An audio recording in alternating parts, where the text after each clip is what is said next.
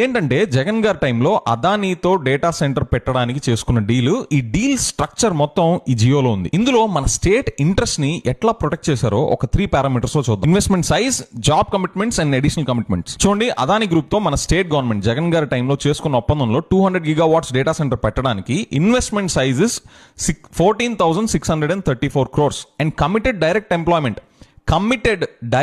Employment is 24,990 jobs.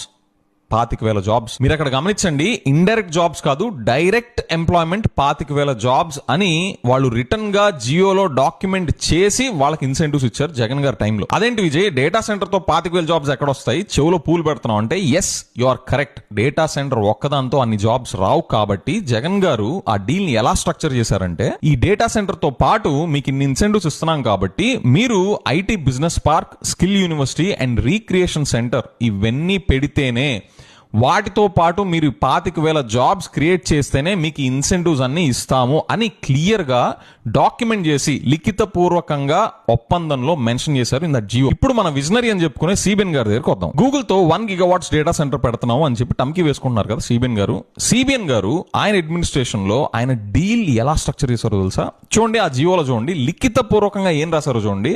ఆ investment size mention చేశారు, 87,520 కోట్లు ఇన్వెస్ట్మెంట్ సైజ్ అని మెన్షన్ చేశారు. కానీ ఎన్ని జాబ్స్ క్రియేట్ అవుతున్నాయని చెప్పి మెన్షన్ చేశారో తెలుసా? సిబిఎన్ గారికి తెలీదు, ఆయన సన్ లోకేష్ గారికి కూడా తెలియదు. చూడండి, ఎక్కడ కూడా significant indirect employment across elite sectors అన్నారు కానీ డైరెక్ట్ ఎంప్లాయ్మెంట్ గురించి చెప్పలా. కనీసం ఆ ఇండైరెక్ట్ ఎంప్లాయ్మెంట్ జాబ్స్ ఎన్నో కూడా వాళ్ళు చెప్పలేకపోయారు. కానీ క్యాజువల్ గా మీడియా ఇంటరాక్షన్స్ లో లోకేష్ గారు చెప్పారు, ఏంటి, ఈ 1 GW డేటా సెంటర్ వల్ల 1.8 lakhs అప్రాక్సిమేట్లీ జాబ్స్ క్రియేట్ అయ్యే పొటెన్షియల్ ఉంది, దీనివల్ల 25x మల్టీప్లేయర్ ఎఫెక్ట్ క్రియేట్ అయ్యింది అని కూడా చెప్పారు. అది ఎలా ఉందంటే, లాస్ట్ జగన్ గారి టైంలో 5 years లో 14 లక్షల కోట్లు అప్పు చేశారు అని ఎట్లాగైతే టమ్కి వేసి ప్రచారం చేశారో ఇది కూడా సేమ్ అట్లానే ఉంది.